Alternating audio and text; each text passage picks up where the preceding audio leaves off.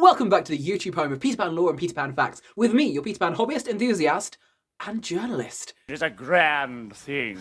Using my Peter Pan hobbyist, enthusiast, and journalist brain and knowledge to bring you fun facts, lore and trivia, talk about the world of the Neverland, the story of Peter Pan, and generally bring you more long-form content. So you may have joined us from TikTok. If so, welcome! And if you have not, maybe go check out the TikTok where you can see short-form little videos, and then I do longer-form videos over here. Today we are doing a deep dive into one of my favourite adaptations of the Peter Pan story, and that is the beloved Peter Pan Goes Wrong. This is a serious play! Oh my god! This is a wonderful show that I often get comments about in my TikTok comments, and I've talked about a little bit in other videos, but today we are giving it its due. We are doing a deep dive, and I'm going to be exploring the whole world, well, the whole world of it. I will talk a little bit about the history of the show and the people involved. I'll talk about the plot of the show, some of the references that it has to the original lore, intentionally or accidentally. As some of you will have seen in the 120 Years of Peter Pan Costumes series, I did look at the Peter Pan costume in this, but this time we are going to also look at the costumes as a whole, because my god are they fantastic. And what's this? I am now also officially a Peter Pan journalist, and so I can include clips of the interview I had with someone actually involved in making the show? What? As you can see, I'm totally cool, calm, and collected about the fact that a professional from the actual grown-up professional world agreed to speak to me. I'm very cool, calm, and collected about that fact. Anyway, I will also round off this video by talking about my top 5 favourite moments from this show. So many spoilers ahead. If you haven't watched this show yet, you can watch it a lot of the time on YouTube. There's a lot of versions of it available. They might get taken down though, so have a look while you can. If not, you can buy it on Amazon Prime, and I'm pretty sure it's available in other places as well. And if you can get access to BBC iPlayer, I'm pretty sure it's on there too. So go away, watch the show, and then come back to this video. I'll wait. Welcome back. So let's dive in. Peter Pan Goes Wrong was created by Mischief Theatre. They are a British theatre company now celebrating 10 years of their work in the West End. They have put on works on the stage, but also on the screen. Some of you may have seen Peter Pan Goes Wrong, the filmed version on the BBC. You might also have seen their Christmas Carol Goes Wrong, and of course, the Goes Wrong TV show as well. And they've done some YouTube specials as well. As their website says, they were started in about 2008, and they were all students at Lambda Drama School. Having done more than my fair share of Lambda exams, good God, that's a good school. Their core beliefs, I absolutely love, involve we are serious about silliness, and take a pause from reality and laugh until you cry. And of course, my favourite, we call it ridiculous escapism. Several of the people who were involved in creating a lot of these shows you may well recognise as actors from the shows that you have seen. Quite a few of the actors from the Goes Wrong show, the Peter Pan Goes Wrong filmed version, and the Christmas Carol Goes Wrong filmed version are founding members, creative associates, creative directors, and artistic directors as well. But what about the show itself then? What is Peter Pan Goes Wrong about? Well, the characters in Peter Pan Goes Wrong are actually the troupe of actors in the Cornley Drama Society, who are desperately trying to stage their play, Peter Pan. So that is a little bit of the history of the show, but what actually happens in the show? Well, there are several plot threads that we follow throughout the show of Peter Pan Goes Wrong, and right at the bottom of that list is the story of Peter Pan, and that is for absolute good reason, because the story of Peter Pan Goes Wrong is not supposed to be a faithful adaptation of Peter Pan. It is supposed to be about the people staging the show. Some of the actual plot threads we follow are these. Number 1 is the plot thread of Sandra and Jonathan and their relationship, and how it, well, essentially implodes on stage. Number 2 is that of Max and Sandra. Max playing the crocodile and Michael Darling, Sandra playing Wendy. We learn very quickly that Max has a huge, huge crush on Sandra and is desperately just bidding for her attention and really wanted to play Peter Pan so that he could act next to her. Throughout the show, Max gets knocked down again and again and again, but ultimately saves the day and does get the girl. Number 3 is Chris and Robert. This is the director and the best actor in the company. Chris is trying desperately hard to put on a serious play. Robert is trying his best to out-act everyone else on the stage. Anything you can act, I can act louder. And disrupting a lot of it as he goes. Chris also loses his rag at several points with other members of the cast and the audience too. Particularly in his role as Hook, he ends up beyond frustrated and just overwhelmed with all the chaos happening around him. Number 4 is poor Dennis, who has completely forgotten all of his lines and the many different tactics that his fellow castmates find to help him out of this scenario. One of which is having headphones on where someone is reading the lines to him, and another is standing on the stage with a flipboard literally showing him his lines for him to read. It just gets funnier the longer it goes on for, and you end up feeling both sorry for him and so entertained. And number 5 is Annie running the entire show. She has so many quick changes, so many characters, so many lines, a song, many different things to be doing. She gets knocked out at one point and just is phenomenal. If you're going to play any role in this show, she is the one. But also, it is probably the most demanding and terrifying role I have seen on stage in a long time. So do not attempt without serious, rigorous training. Annie, you are the queen of this entire thing. And now I'm going to go through a few little nods that I found to the original lore, either accidentally or on purpose. Of course, leaving out anything related to the plot, because that obviously was intentional. So the first big thing is that despite what Chris the director says, it's a panto, and the original production of Peter Pan was a Christmas pantomime. Another one is Nana the dog being played by a human actor in a fluffy dog suit, as opposed to a real dog. Liza the maid is another one, because she often gets written out or changed completely in adaptations, so the fact they kept her in is really sweet and a big homage to the original. A really little thing that could be intentional or could just be a very happy accident is the toy soldiers in the Darlings nursery. So in these stage directions of the play, J.M. Barrie describes how there are toy soldiers in the Darlings nursery set and how they were started to be painted by Mr. Darling, overtaken by Mrs. Darling, who finished them off, and then unfortunately, he says, John Darling had a bash and completely ruined them. So toy soldiers in the Darlings nursery, really cute, really sweet homage to the original story. I have no idea if it was intentional or not, but either way, really sweet. Another one is Hook's dirty hems. The sort of collar and ruff and everything that he has on his sleeve, on his collar, all of that being quite grubby, that is really true to the original stage design. It was all soiled and dirty. He was originally going to be in dark colours with a red sash, but the dirty cuffs and collar, very true to the source material. Another thing is the use of songs. Whether in the play or in the novel, there were songs all the way through. In the stage play, they actually had songs from the Mermaids, the Pirates, and Wendy. A big one is just the costumes themselves, but I'm going to talk more about that in the second section, so put a pin in that one. But costumes in general, yes. Another moment that I really liked is Peter, the actor in this case, having the biggest emotional outburst in the entire story at the moment where Tinkerbell is dying / coming back to life. This plays on a real parallel between the moment in the original lore, where Peter, who has had different emotions over the course of the story, but now is having the biggest one yet. Even in comparison to when he thought Wendy was dead, that was nothing.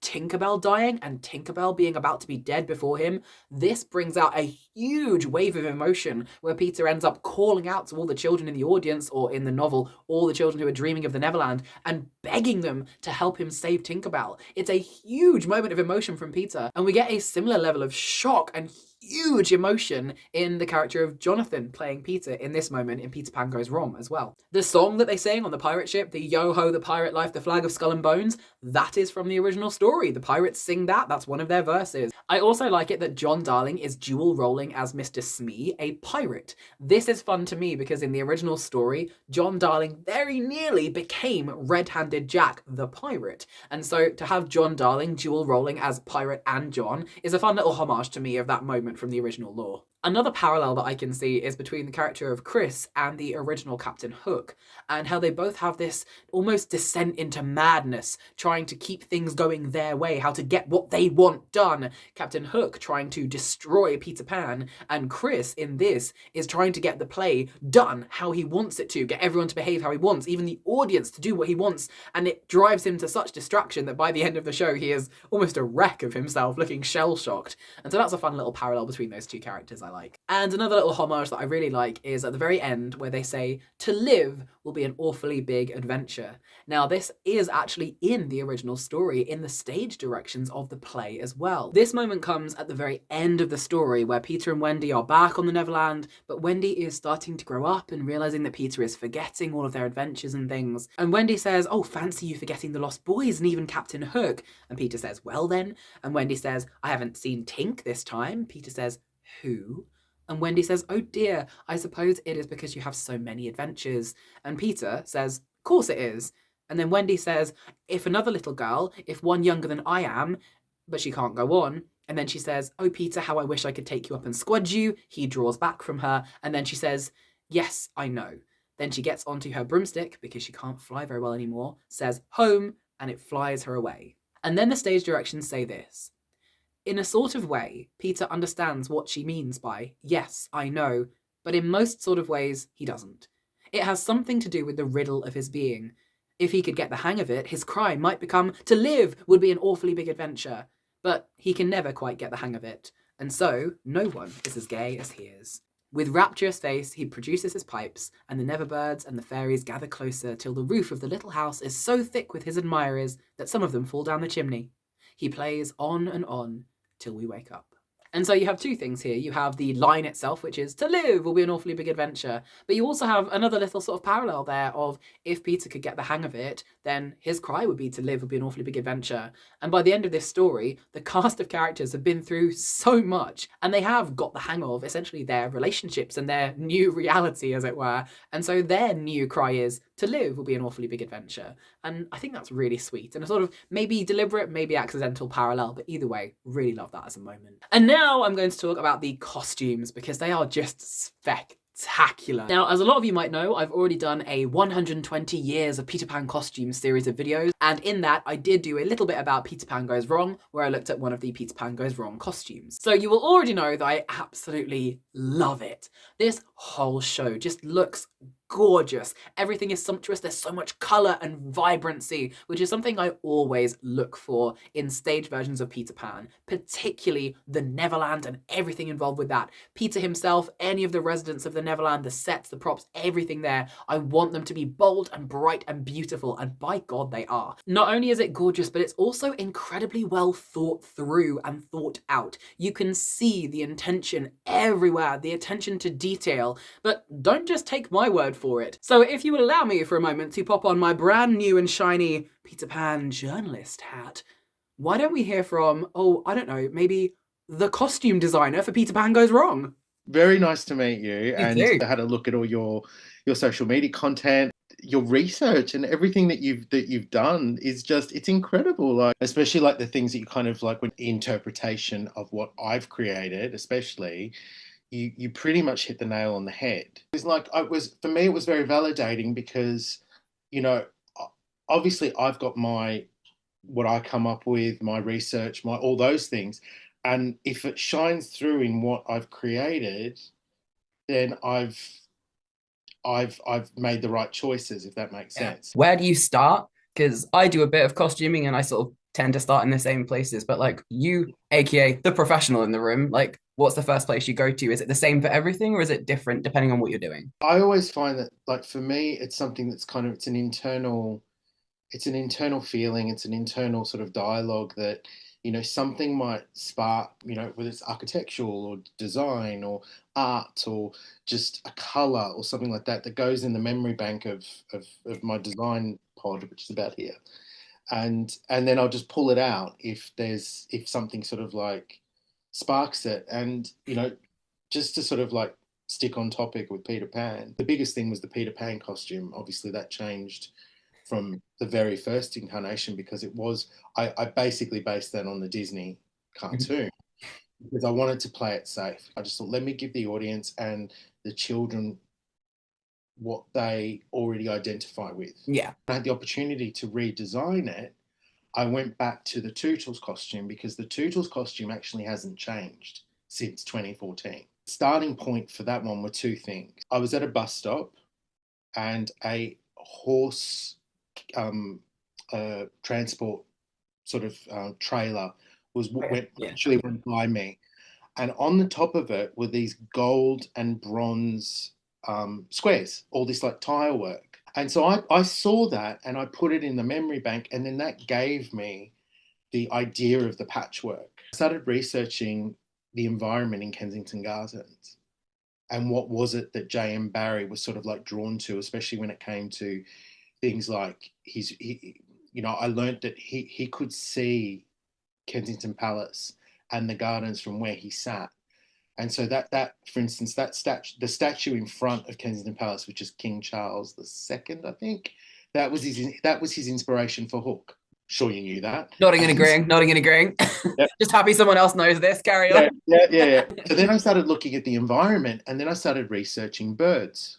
So birds that actually like native or make Kensington Gardens their homes.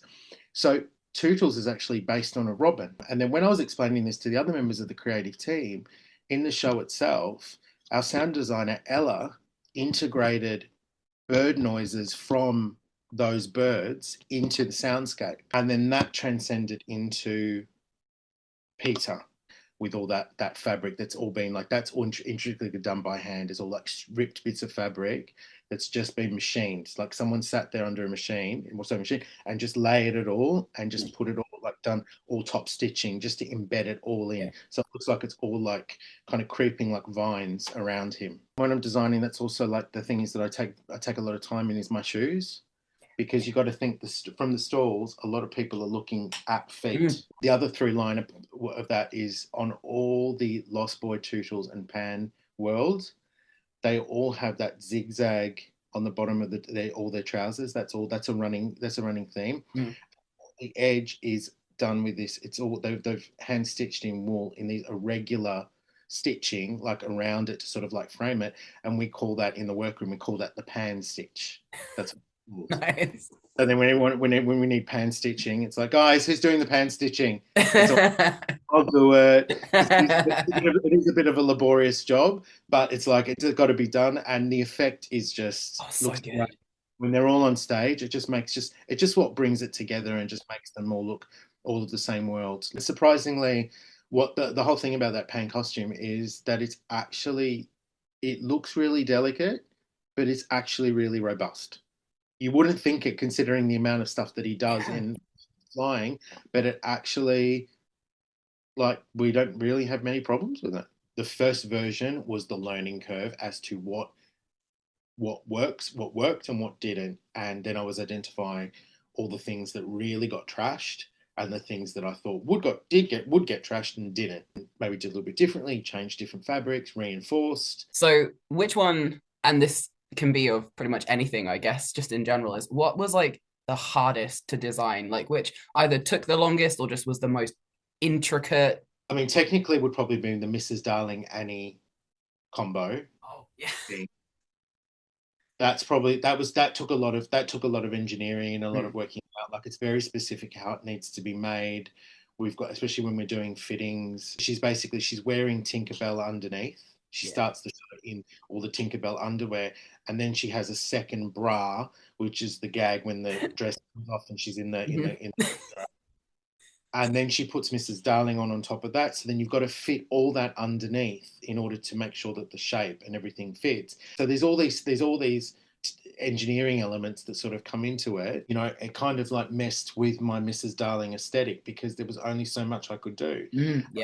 I couldn't really do a proper Edwardian evening gown because of certain things. Like we found that it was better if it was an Empire line waist as opposed to on the waist. Couldn't be too bulky, couldn't be too this, like all these things I couldn't do. Sleeves had to always be 3/4 to cover the crystals on the bodysuit underneath. That was sort of like a step-by-step process, which kind of only just got better as we went along.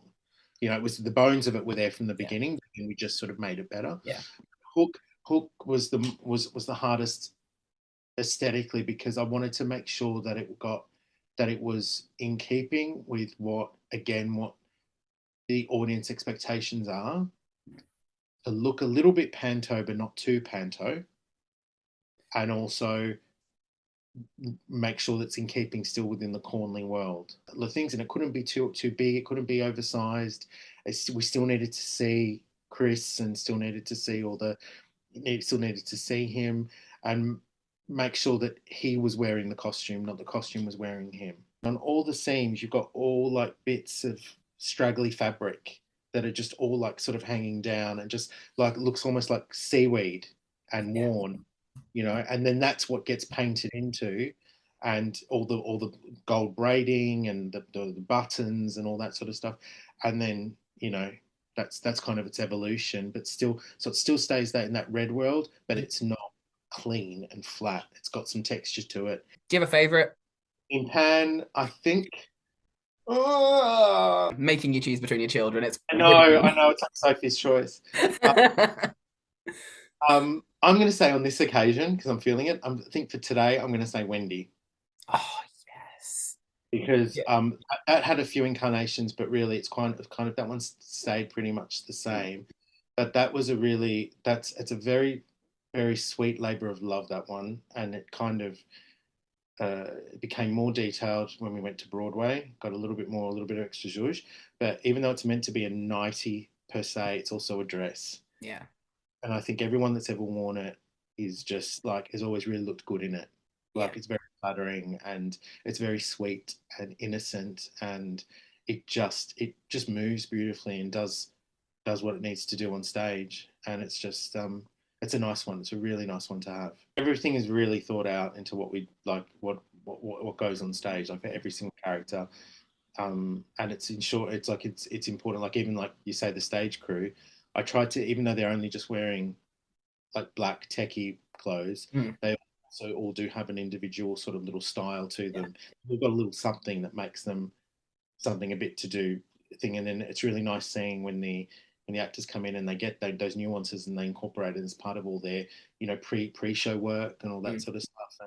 And it works really, really well. Like it helps with telling the story of how, especially the story within the story, which is very, very important, especially in Pan. It layers incredibly. It's incredibly important, that layer, because the Peter Pan story is only facilitating the Cornley story. And now we shall finish this video. I'm sorry, I'm still giddy about being a Peter Pan journalist officially. I got to talk to someone and they spoke back and they took me seriously. Anyway, so I'm going to give you my 5 favourite moments from this show. Let me know your favourite moments in the comments down below. And if you haven't seen it yet, seriously, what are you doing? Go and watch it. All right, here are my top 5 favourite moments. Number 5, Mrs. Darling's lullaby.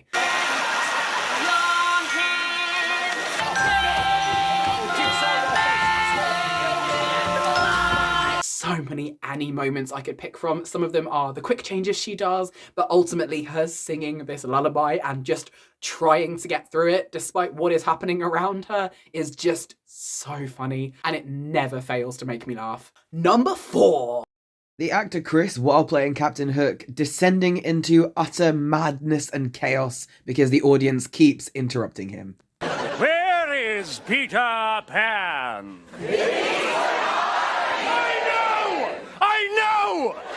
I know he's behind me! I directed the show! I told him to go there! It is a hugely hilarious moment where you sort of feel sorry for the actor Chris, and it's just a wonderful moment of crowd work with the audience as well, playing it up over and over again. It's just a hilarious moment, particularly when he gives up at the end and just pours the medicine over it. Mwah! Hilarious moment. Number 3. This moment happens at several points in the show, and every single one of them makes me laugh more and more as it goes on, and that is beep beep, a cab. Your cab's here, Mr. Darling. Excellent, let's go down. Another cab's here, Mr. Darling. Why is there a cab in the sea? Every time they have to deal with this, it just gets worse. And it's part of Chris's descent into madness as well, where he is just going, why? Why is the cab sound effect haunting me? When will it end? And so just every time this sound effect happens, perfection. Number 2, that bunk bed crash. And you, Wendy! Yes, Mother.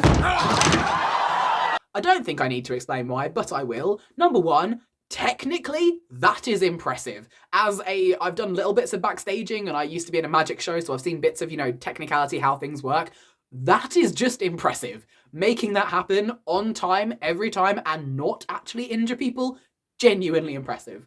But then you've also got the hilarity of it happening, the characters, the actors who the characters are playing, the actors are, just the whole thing. It's absolutely hilarious, and every time it happens, tears, cracking up, absolutely hilarious. And moment number 1 then. What is my favourite moment of the whole of Peter Pan Goes Wrong? This is a moment that I quote regularly in my day-to-day life. I quote it with family members, I quote it with friends, we say it a lot. Every time it makes me laugh. I'm smiling thinking about it right now. The moment I'm thinking of course, is, "Not you, Dennis, walk away!" Not you, Dennis! Walk away! I rewatched this show twice this week so that I could have it fresh in my brain while I was talking about it and I could pick on my favourite moments. And yeah, it's still funny. Both times I watched it, and I watched it like once, and then the next day I watched it again, and then went back a little bit, whizzing backwards and forwards to just time check some things, and every time it was still funny. The look on his face, the expression, the line itself, mwah, comedy gold, absolutely hilarious. Perfection. That will bring us to the end of today's video then. Thank you so much as always for engaging with my content. If you are not subscribed, please do so, and please pop a like on the video. And if you're not following on TikTok, please go and do so and watch a bunch of my content over there. If there's anything else you'd like me to talk about or do a more long form video about, chuck it in the comments of the TikTok, or you can put it in the comments down here. Or if you'd rather send me a private message, you can send me a message over on Instagram or TikTok as well. I hope you are having a truly magical time, and I hope you enjoyed my first delving into being a Peter Pan journalist. I really enjoyed it and hope to do more of it in the future. All right, have a magical rest of your day. Goodbye. Never goes. You never go up. At a certain point, historical accuracy can just take a back seat to the necessity of falling out of the window. I put this on an IOU for the next like few years. Yeah, no, 100%. That sits there and drinks a cup of tea. No problem. Peter Pan side of me goes crazy, and the side of me that makes costumes, that side of me is going, we're gonna go. Most of the time, exactly. Yeah. I mean, we're right. We're always correct. Everyone else is questionable, you know. Hold on, wait. Go. King Lear. King Lear.